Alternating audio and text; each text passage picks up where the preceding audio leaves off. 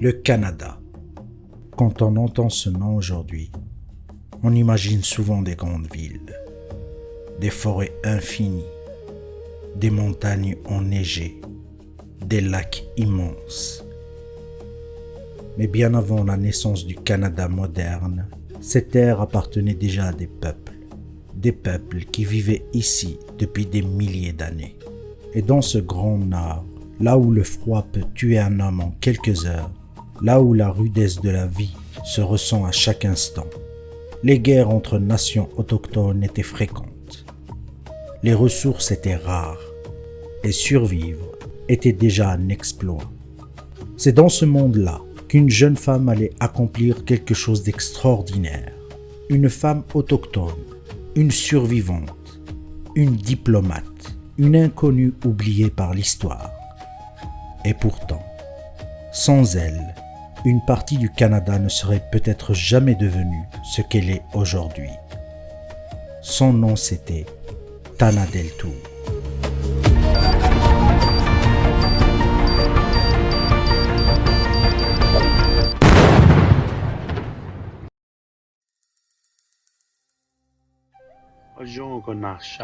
Dans la beauté, je marche.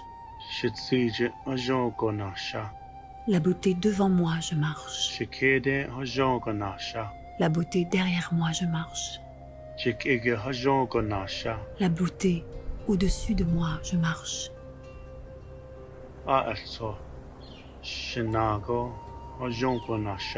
La beauté au-dessous de moi, je marche. Puisse le renouveau marcher dans la beauté. La beauté est en moi. Je suis la beauté.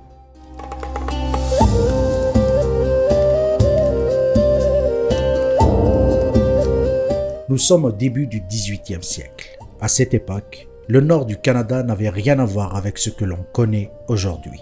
Il n'y avait ni route, ni ville, ni frontières.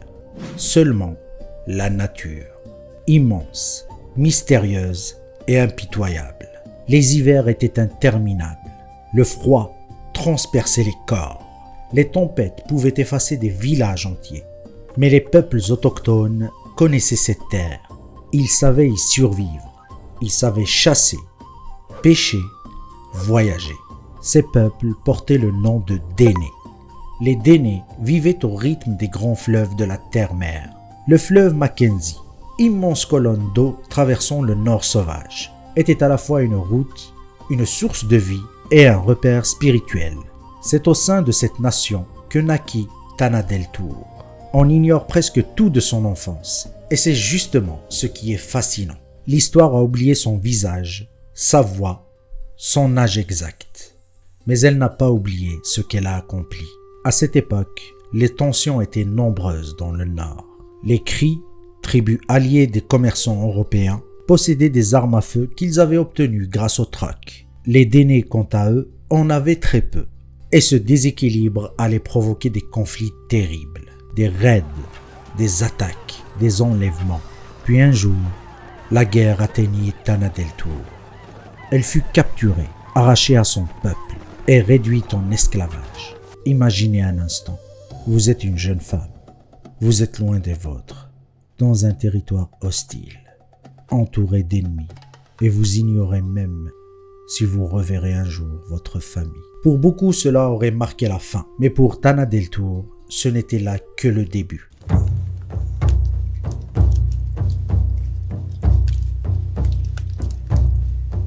Un jour, Tana Deltour décide de s'échapper. Et ce choix fut probablement le plus dangereux de toute sa vie. Car fuir dans le Grand Nord canadien, ce n'était pas seulement fuir les hommes. C'était aussi prendre le risque d'avoir comme assaillant le plus grand et le plus dangereux prédateur qui soit. La nature elle-même. La neige, le froid, la faim, les loups, l'épuisement. Chaque pas pouvait être le dernier, mais elle avançait, seule, pendant des semaines, peut-être même des mois. Les historiens ne connaissent pas tous les détails, mais une chose est certaine, Sa survie relève presque du miracle. Imaginez cette scène, une silhouette avançant dans l'immensité blanche, le vent hurlant, les pieds gelés, le ventre vide. Et pourtant, elle continuait. Parce qu'au fond d'elle, quelque chose refusait d'abandonner. Puis finalement, Tana Deltour atteignit un poste de traite anglais de la Hudson's Bay Company. Et cette rencontre allait tout changer.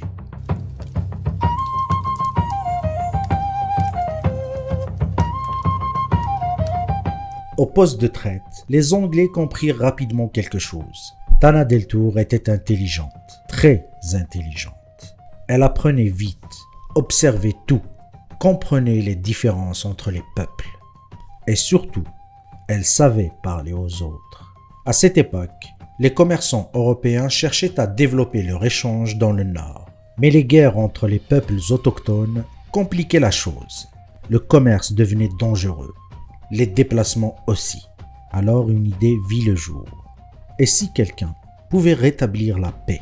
Mais pour cela, il fallait une personne capable de comprendre les deux camps. Une personne capable de traverser les territoires ennemis. Une personne capable de convaincre deux peuples qui se détestaient depuis des années. Cette personne, ce fut Tana Deltour. Et chose incroyable, c'est qu'elle accepta. Elle accepta de retourner dans un territoire dangereux, de risquer sa vie, encore une fois. Pas pour la guerre, mais pour la paix.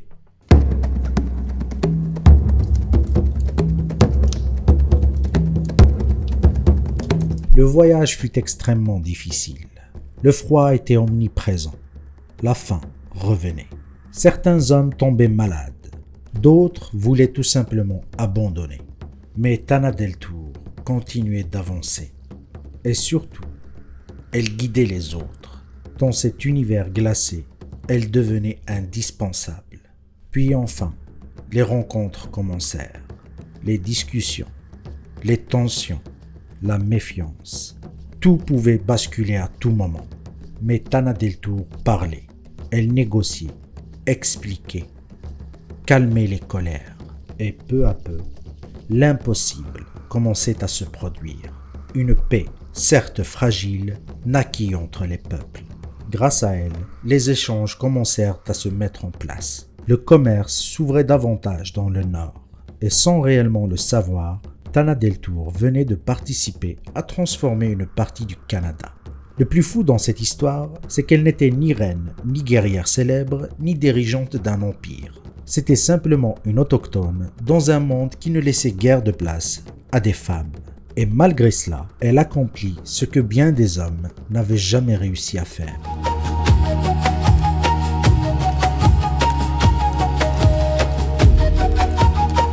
Aujourd'hui, le nom de Tana Deltour reste encore méconnu. Et pourtant, son histoire mérite d'être racontée parce qu'elle nous rappelle quelque chose d'essentiel. Les personnes qui changent le monde ne sont pas toujours celles que l'histoire met en avant. Parfois, ce sont simplement des êtres humains qui refusent d'abandonner face à la violence. Et si cette vidéo vous a plu ou vous a fait découvrir cette incroyable dame qu'est Tana Deltour, merci de liker, de donner votre avis et de vous abonner à Bisioland. Et entre nous, sachez qu'il y a une playlist dédiée à des personnes aussi extraordinaires que notre héroïne du jour. Une femme, seule, dans l'immensité glacée du Nord, qui choisit de tendre la main, là où d'autres auraient choisi de prendre les armes. Et quelque part, c'est peut-être ça la plus grande des farces.